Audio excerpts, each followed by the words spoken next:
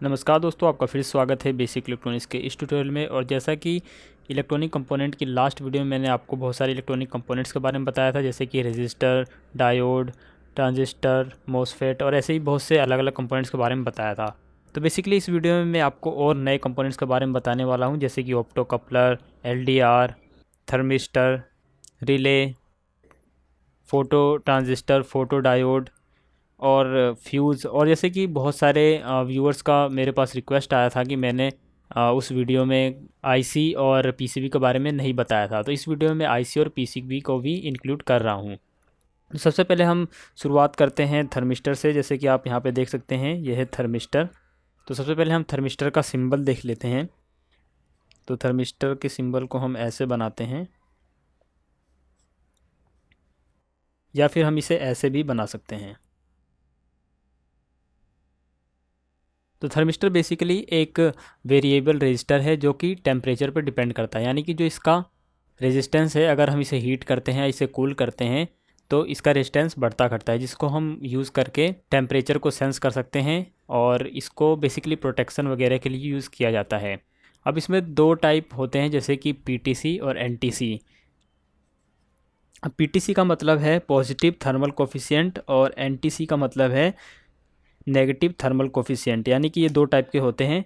PTC में क्या होता है कि जैसे जैसे थर्मिस्टर को हम हीट करते हैं तो उसका रेजिस्टेंस बढ़ता है, और एनटीसी में यानी कि नेगेटिव थर्मल कोफिशिएंट में अगर हम थर्मिस्टर को कूल करते हैं तो इसका रेजिस्टेंस बढ़ता है। तो हमारे पास दोनों टाइप के यहाँ पे ऑप्शंस हैं, जैसे कि एनपीएन और पीएनपी ट्रांजिस्टर, या फिर एन चैनल या पी चैनल मॉसफेट होते हैं।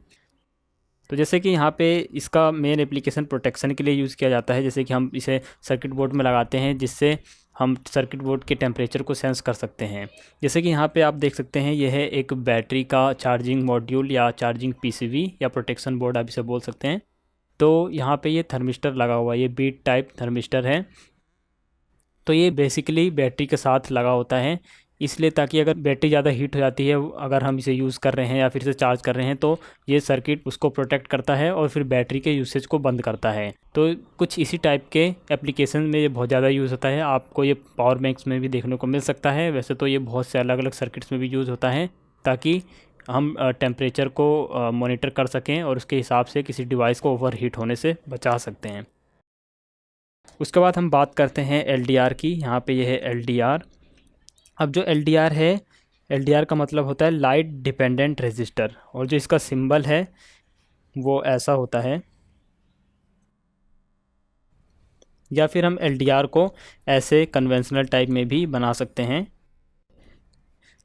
यहाँ पे आप देखेंगे कि यहाँ पे दो एरोस यहाँ पे बनी हुई हैं, ये बेसिकली लाइट को आते हुए दिखा रही हैं। तो यहाँ पे ये LDR है।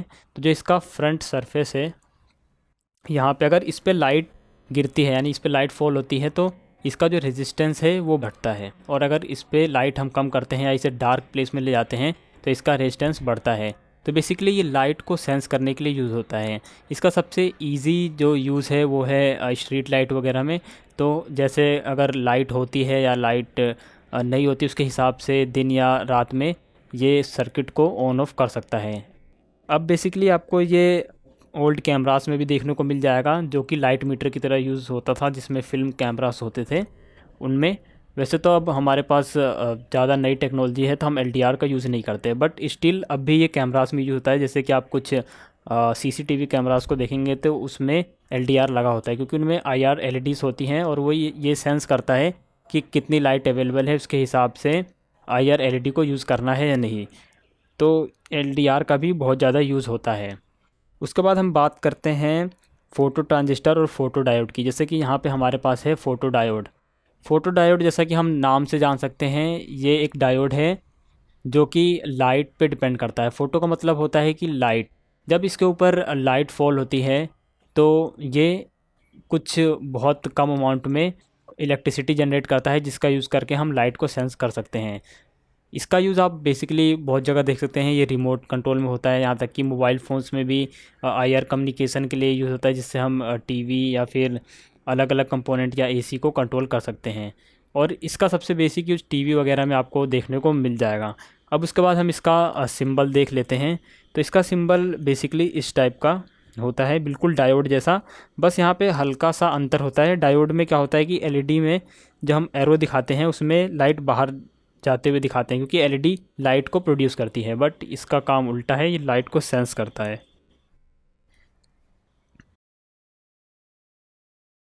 और बिल्कुल सेम ऐसे ही फ़ोटो ट्रांजिस्टर भी होता है। फ़ोटो ट्रांजिस्टर जैसा कि हम नाम से जान सकते हैं कि ये एक टाइप का ट्रांजिस्टर होता है, और जो इसका सिंबल है वो बिल्कुल लगभग ट्रांजिस्टर जैसा ही होता है, जैसे कि हम सिंपल ट्रांजिस्टर बनाते हैं।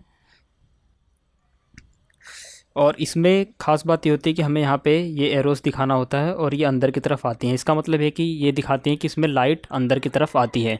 तो फ़ोटो ट्रांजिस्टर और फ़ोटो डायोड लगभग एक जैसे कंपोनेंट्स हैं।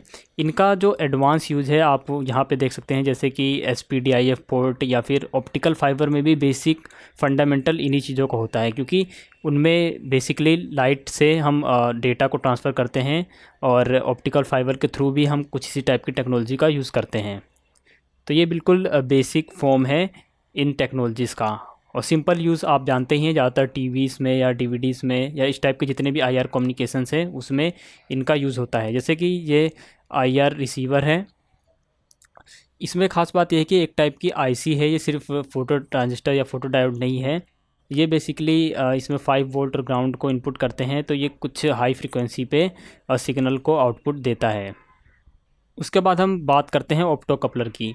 मैं डायरेक्टली ऑप्टो कपलर के बारे में बताने जा रहा हूँ, क्योंकि इसमें फ़ोटो डायोड, फ़ोटो ट्रांजिस्टर और LEDs का यूज़ होता है, और इससे मिलकर ऑप्टो कपलर बना होता है। तो सबसे पहले हम ऑप्टो कपलर का सिंबल देख लेते हैं।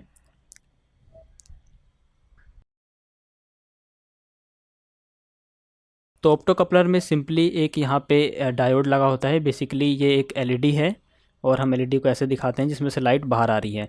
और उसके बाद यहाँ पे एक ट्रांजिस्टर भी होता है, जो कि एक फ़ोटो ट्रांजिस्टर होता है जो लाइट को सेंस करता है।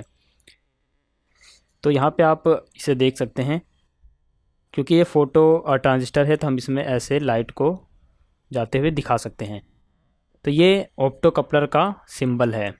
ऑप्टो कपलर बेसिकली इसलिए यूज़ होता है कि हम इसको चाहें तो अलग सर्किट में कनेक्ट कर सकते हैं और इसको अलग सर्किट में कनेक्ट कर सकते हैं। तो बेसिकली ये एक टाइप का सॉलिड रिले भी आप बोल सकते हैं, या फिर इसे हम ऑप्टिकल आइसोलेटर भी बोलते हैं, या फिर फ़ोटो आइसोलेटर भी आप इसे बोल सकते हैं। तो यहाँ पे एक LED लगी होती है, बेसिकली ये एक IR LED होती है जो यहाँ पे लाइट प्रोड्यूस करती है। तो हम बेसिकली इसको किसी और सर्किट पे जोड़ते हैं तो ये लाइट जलती है, और ये लाइट जब इस फ़ोटो ट्रांजिस्टर पे आती है तो फ़ोटो ट्रांजिस्टर यहाँ पे सिग्नल देता है। तो बस इसमें ख़ास बात ये होती है कि यहाँ पे जो सिग्नल पास हो रहा है वो जस्ट लाइट से पास होता है, तो यहाँ पे कोई इलेक्ट्रिकल कनेक्शन नहीं होता। अगर यहाँ पे सिग्नल, यहाँ पे सर्किट 1 है और यहाँ पे सर्किट 2 है, तो इन दोनों के बीच में कोई इलेक्ट्रिकल सिग्नल नहीं होगा, या फिर इलेक्ट्रिकल कपलिंग नहीं होगी। इसकी वजह से नॉइस यहाँ पे कोई पास नहीं होगी। तो इस टाइप के यूसेज में आपको ये देखने को मिल जाएगा। बेसिकली आपको ये चार्जर्स में, SMPS में, या फिर और भी बहुत सारे इलेक्ट्रॉनिक कंपोनेंट्स में देखने को मिल सकता है। वैसे कंप्यूटर वगैरह में भी बहुत यूज़ होता है, जैसे कि CNC मशीन्स में जो ब्रेकआउट बोर्ड्स होते हैं उनमें ये यूज़ होता है, क्योंकि उनमें लिमिट स्विचेस होते हैं और बहुत बार फॉल्स ट्रिगरिंग हो जाती है, जिसकी वजह से CNC मशीन स्टॉप हो जाती है। तो इसको कम करने के लिए हम उसमें ऑप्टो कपलर्स का यूज़ करते हैं। उसके बाद हम बात करते हैं फ्यूज़ की। तो फ्यूज़ के बारे में शायद आपको पता ही होगा। फ्यूज़ बेसिकली एक रेजिस्टेंस नहीं है। फ्यूज़ कोई रेजिस्टर, कैपेसिटर या कुछ इस टाइप की चीज़ नहीं होती, जस्ट एक वायर होता है। अगर आपको बिल्कुल सही तरीके से समझना है कि एक फ्यूज़ क्या होता है, तो ये जस्ट एक वायर होता है। और जो फ्यूज़ का सिंबल है, तो हम इसको ऐसे भी दिखाते हैं, या फिर हम फ्यूज़ को रेजिस्टर के टाइप में, इस टाइप में भी फ्यूज़ को दिखा सकते हैं। तो हम इन दोनों किसी सिंबल को यूज़ कर सकते हैं फ्यूज़ को दिखाने के लिए। अब फ्यूज़ का बेसिकली काम ये होता है कि ये एक लिमिटेड अमाउंट में करंट को फ़्लो होने देता है। अगर आप किसी फ्यूज़ में, किसी इस टाइप के फ्यूज़ में देखें जिसमें आप इस वायर को देख सकते हैं, अगर मैं इसमें ज़ूम करता हूँ तो शायद आपको सही दिखे। तो यहाँ पे आप ध्यान से देखेंगे कि यहाँ पे एक वायर है। इस वायर में कुछ लिमिटेशंस होती हैं, जैसे कि अगर ये रेटिंग 10 एम्पेयर का है, तो अगर हम इसके थ्रू 10 एम्पेयर से ज़्यादा पास करते हैं तो फ्यूज़ ब्लो हो जाता है। तो ये बहुत ही सिंपल कंपोनेंट है कि ज़्यादातर आपको हर जगह देखने को मिल जाएगा। और ये बेसिकली सिर्फ प्रोटेक्शन के लिए ही यूज़ किया जाता है। यहाँ पे आप अलग अलग टाइप के फ्यूज़ेस देख सकते हैं, जैसे कि कुछ यहाँ पे स्मॉल हैं, कुछ बड़े हैं, कुछ में आपको फिलामेंट या फिर जो वायर है वो देखने को मिल जाती है, कुछ में आपको वायर देखने को नहीं मिलती। और जैसे कि यहाँ पे हमारे पास है ये ऑटोमोटिव फ्यूज़ बोलते हैं इसको, बहुत आसानी से आप ऐसे प्लग इन या पुल कर सकते हैं और आराम से प्लग भी कर सकते हैं। जैसे कि यहाँ पे 40 लिखा हुआ है, यानी कि 40 एम्पेयर का फ्यूज़ है। वैसे तो फ्यूज़ में ज़्यादा वोल्टेज की खास रेटिंग नहीं होती, क्योंकि वोल्टेज और करंट दो अलग चीज़ें हैं। अगर आपको सही से इनके बारे में पता होगा तो आप समझ जाएंगे कि फ्यूज़ एक्चुअली बहुत ज़्यादा वोल्टेज पर डिपेंड नहीं करता। उसके बाद जो अगला कंपोनेंट है, हम वो रिले के बारे में बात करने वाले हैं। यहाँ पे जैसे आप देख सकते हैं, यहाँ पे ये है एक लो वोल्टेज रिले मॉड्यूल। तो यहाँ पे अलग अलग हमारे पास कनेक्शन है, जैसे कि यहाँ पे VCC या फिर +5 वोल्ट और ग्राउंड जोड़ सकते हैं। और यहाँ पे अगर हम यहाँ पे नेगेटिव सिग्नल या 0 वोल्ट सिग्नल या ग्राउंड से इसे शॉर्ट करते हैं तो ये स्विच हो जाता है। तो यहाँ पे एक NC और NO पिंस होती हैं। इसमें इसका मतलब ये होता है कि एक नॉर्मली ओपन होता है, एक नॉर्मली क्लोज होता है। अगर आप इसे सिंपल तरीके से समझना चाहते हैं तो सिंपली एक ये इलेक्ट्रोमैकेनिकल स्विच है। जैसे कि अगर मैं इसमें खोल के दिखाता हूँ तो आपको समझ में आ जाएगा। जैसे कि आप यहाँ पे देखेंगे कि यहाँ पे एक कॉइल है, जो कि बेसिकली आप सोलेनोइड समझ सकते हैं। तो जब हम कॉइल में पावर देते हैं तो ये मैग्नेट बन जाती है, और इसकी वजह से ये यहाँ पे मैकेनिज़्म है, ये ऐसे आता है और ये वायर इस तरीके से टच होते हैं। तो यहाँ पे हम लो वोल्टेज दे के, यानी कि 10 या 12 वोल्ट दे के 220 वोल्ट या फिर 500 वोल्ट या फिर बहुत हायर वोल्ट भी स्विच कर सकते हैं। बेसिकली इसका यही काम होता है, हम इसको स्विचिंग के लिए यूज़ करते हैं। तो हम लो वोल्टेज को यूज़ करके हाई वोल्टेज को स्विच कर सकते हैं। इसी तरह रिले बहुत सारे टाइप में हो सकते हैं, जैसे कि इनकी आप रेटिंग देख सकते हैं। बहुत सारे रिलेस में सिंपली लिखी होती हैं रेटिंग, जैसे कि ये 3 एम्प्स 125 वोल्ट के लिए रेटेड है और AC के लिए, और जो सप्लाई है इसको स्विच करने के लिए ये है 12 वोल्ट। ऐसे ही ये 5 वोल्ट का रिले है, जैसे कि यहाँ पे आप देख सकते हैं कि ये 5 वोल्ट का और रिले है, और 10 एम्पेयर और 250 वोल्ट पे 10 एम्पेयर तक ये बेयर कर सकता है और उसको स्विच कर सकता है। और ये एक 5 वोल्ट रिले है, तो ये बहुत ज़्यादा कम वोल्टेज पे भी चल जाता है और बहुत ज़्यादा कम करंट कंज्यूम करता है। वैसे ही आप यहाँ पे एक ओल्ड टाइप का रिले भी देख सकते हैं, जैसे कि ये रिले है। तो इसमें आप जो इसका वर्किंग प्रिंसिपल है वो बेसिकली देख सकते हैं कि कैसे यहाँ पे जो कोयल है, इसमें जब मैग्नेट प्रोड्यूस होता है तो सिंपली ये इसको ऐसे पुल करता है और यहाँ पे इलेक्ट्रिसिटी को ये स्विच कर सकता है या फिर किसी डिवाइस को ऑन ऑफ कर सकता है। तो आपको रिले बेसिकली हर जगह मिल जाएगा। उसके बाद हम रिले का सिंबल भी देख लेते हैं, जैसे कि रिले को हम बेसिकली ऐसे दिखाते हैं, क्योंकि इसमें कोयल है तो यहाँ पे हम कोयल दिखाते हैं, और ये कोर है जो हमने ये कोर बना रखा है, तो इसको हम हाफ ट्रांसफार्मर की तरह दिखाते हैं और यहाँ पे एक स्विच दिखाते हैं।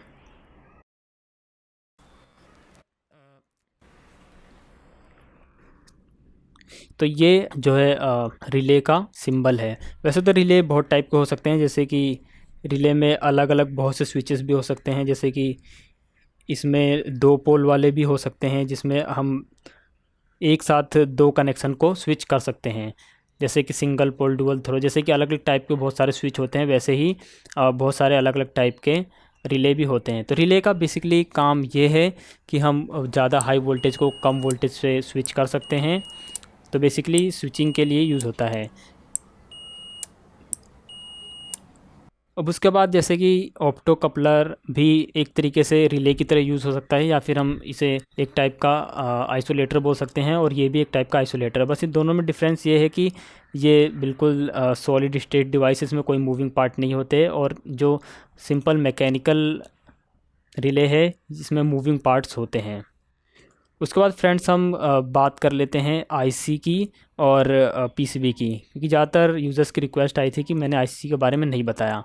तो बेसिकली जैसे कि हम कोई भी सर्किट बनाते हैं, जैसे कि मान लीजिए कि हम एक ब्रिज रेक्टिफायर बनाते हैं, तो शायद मैंने आपको ब्रिज रेक्टिफायर बताया होगा, जिसमें कि 4 डायोड लगे होते हैं जिससे हम एसी को डीसी में कन्वर्ट करते हैं। जैसे कि ये ब्रिज रेक्टिफायर ही है, बट इसमें क्या है कि जितने भी डायोड हैं वो इसमें जुड़े हुए हैं, यानी कि उनको इंटीग्रेट किया गया है। इनकी इंटीग्रेट का मतलब है कि जोड़ दिया गया है। तो सिंपली यहाँ पे उसको इंटीग्रेट कर दिया गया है, इसकी वजह से ये एक सिंपल छोटा सा पैकेज बन गया है। तो आईसी बेसिकली ऐसी चीज़ होती है जिसमें हम सारे कंपोनेंट्स को या फिर कुछ हद तक सेमीकंडक्टर मटेरियल्स, कुछ रजिस्टर को एक में ही मिक्स कर देते हैं और इससे एक आईसी बना लेते हैं। इससे उसका साइज़ छोटा हो जाता है और इसको लगाने में भी आसानी होती है। अब जैसे कि हमारे पास ट्रांजिस्टर होते हैं, उसमें ट्रांजिस्टर में एक डार्लिंगटन पेयर बोलते हैं, जिससे हम दो ट्रांजिस्टर को लगाकर उसके एम्प्लीफिकेशन को मल्टीप्लाई कर सकते हैं। तो कुछ उस टाइप के ट्रांजिस्टर भी आते हैं जो पहले से ही ऑलरेडी डार्लिंगटन पेयर होते हैं। उसमें ख़ास बात ये होती है कि जो ट्रांजिस्टर हैं वो पहले से ही इनबिल्ड होते हैं, तो एक आपको छोटा ट्रांजिस्टर दिखेगा बट एक्चुअली उसके अंदर दो ट्रांजिस्टर होंगे। तो आईसी का मतलब है इंटीग्रेटेड सर्किट। और आईसी का वैसे तो कोई स्पेसिफिक सिंबल नहीं होता, बट हम आईसी को सिंपली ऐसे दिखा सकते हैं, क्योंकि आईसी बहुत टाइप की होती हैं तो इसका कोई सिंबल नहीं होता है। एक चीज़ आप ये देख सकते हैं कि कुछ आईसीस में डॉट बना होता है, जैसे कि यहाँ पे सिंपली डॉट बना होता है। तो जो जहाँ पे डॉट बना होता है उसके पास का जो लेग होता है उसको हम फर्स्ट लेग मानते हैं, और इस तरह 2 3 4 5 6 ऐसे आईसी को गिनते हैं। वैसे तो ये बहुत बड़ा टॉपिक है आईसी के लेग्स को गिनना, क्योंकि आईसीस बहुत टाइप की होती हैं, सरफेस माउंट या थ्रू होल्स। तो ये बताना बिल्कुल मुश्किल है कि आईसी की एकदम प्रॉपर पिन आउट्स क्या हैं। तो इसके लिए आपको प्रॉपर तरीके से डेटा शीट देखनी पड़ती है आईसी की, तब आपको उसका यूसेज भी पता चल जाता है और ये भी पता चल जाता है कि उसका पिन आउट्स क्या है। उसके बाद हम पीसीबी बोर्ड की बात कर लेते हैं। जैसे कि मेरे पास ये कोई पीसीबी बोर्ड है। अब पीसीबी बेसिकली क्या होती है कि जस्ट इसमें सर्किट जो है प्रिंट होता है। अगर मान लीजिए हमारे पास ये सारे कंपोनेंट हैं, हमें कुछ कंपोनेंट्स को जोड़ना है तो हमें वायर्स लगानी होगी। तो ऐसा करते करते अगर हम बहुत से कंपोनेंट जोड़ेंगे तो उसमें बहुत सारे वायर्स हो जाएंगे। तो उससे बचने के लिए हम प्रिंटेड सर्किट बोर्ड का यूज़ करते हैं, जो कि बहुत सालों से यूज़ किया जाता है। और प्रिंटेड सर्किट बोर्ड में ख़ास बात ये होती है कि जो छोटे छोटे आप ये ट्रेसेस देखेंगे ये एक्चुअली में वायर्स हैं जो कि इसमें एम्बेडेड हैं। तो यहाँ पे आप कंपोनेंट्स को ऐसे लगा सकते हैं और फिर कंपोनेंट्स को हम सोल्डर कर देते हैं और फिर उनके बीच में कनेक्शन बन जाता है। तो एप्लीकेशन के हिसाब से पीसीबी का डिज़ाइन होता है और सारे कंपोनेंट्स को हम उसमें फ़िट कर सकते हैं। जैसे कि हम सिंपल प्रोजेक्ट्स वगैरह बनाने के लिए इस टाइप का पीसीबी यूज़ करते हैं, जिसमें ये ग्रिड बनी हुई है, होल के जो एरे बने हुए हैं इसमें हम कंपोनेंट्स को ईज़िली लगा सकते हैं और उसको सोल्डर कर सकते हैं। तो बेसिकली आपको पीसीबी हर जगह देखने को मिल जाएंगी। जैसे कि मोबाइल फ़ोन्स या कंप्यूटर के मदरबोर्ड्स होते हैं उनमें बहुत ज़्यादा कॉम्प्लिकेटेड टाइप की पीसीबी होती है, क्योंकि जो प्रोसेसर्स होते हैं या ग्राफिक प्रोसेसर्स होते हैं या रैम्स होती हैं उनमें इतने सारे पिन्स होते हैं। जैसे कि रैम्स में 240 पिन तक होते हैं और जैसे किसी प्रोसेसर में हज़ारों पिन्स हो सकती हैं, तो उनको कनेक्ट करना बहुत चैलेंज हो जाता है। तो इसीलिए जो पीसीबीज़ होती हैं वो बहुत ज़्यादा लेयर्स में बनी होती हैं। तो एक लेयर में, जैसे कि ये सिंगल लेयर्ड है तो यहाँ पे सिर्फ एक लेयर है, बट कुछ कॉम्प्लिकेटेड जो आईसीज जो कॉम्प्लिकेटेड पीसीबीज़ होती हैं उनमें अलग अलग लेयर होती हैं और उनमें उनके बीच से कनेक्शन होता है। तो बेसिकली पीसीबी से हम जगह को बचा सकते हैं और सारे कंपोनेंट्स को प्रॉपर तरीके से लगा सकते हैं। जैसे कि यहाँ पे हमारे पास ये पीसीबीज़ हैं, तो यहाँ पे आप देख सकते हैं कि सारे कंपोनेंट इसमें किस तरीके से लगे हुए हैं और इसमें आईसीस यहाँ पे लगी हुई हैं। तो बेसिकली हम पीसीबी को इसीलिए यूज़ करते हैं, इससे जगह बचती है, इससे बहुत आसानी से हम कंपोनेंट्स को रिप्लेस भी कर सकते हैं, हमें सोल्डरिंग करने में भी आसानी होती है। तो दोस्तों मैं आशा करता हूँ कि आपको आज की वीडियो ज़रूर पसंद आई होगी, और अगर आपको वीडियो पसंद आई ज़रूर इसे लाइक करिए, शेयर करिए, और अगर आपने अभी तक चैनल को सब्सक्राइब नहीं किया है तो ज़रूर सब्सक्राइब करिए। अगर आपको किसी कंपोनेंट्स के बारे में जानना है या फिर किसी भी कंपोनेंट के बारे में आप जानना चाहते हैं तो आप मेरे को कमेंट सेक्शन में बता सकते हैं, या फिर किसी भी इलेक्ट्रॉनिक या इलेक्ट्रिकल टॉपिक के बारे में आप कुछ पूछना चाहते हैं तो आप मुझे कमेंट में बता सकते हैं। वैसे तो ये जितने भी कंपोनेंट्स हैं इनकी मैं स्पेसिफिक वीडियो बनाऊंगा बेसिकली ईच कंपोनेंट के लिए। सो एक एक करके मैं सारे कंपोनेंट्स को आपको प्रॉपर तरीके से डिटेल्ड में समझा दूंगा और उसमें बता दूंगा कि हर कंपोनेंट कहाँ पे यूज़ होंगे, किस तरीके से यूज़ होंगे और कैसे इनको चेक करना है। तो दोस्तों मिलते हैं अगली वीडियो में।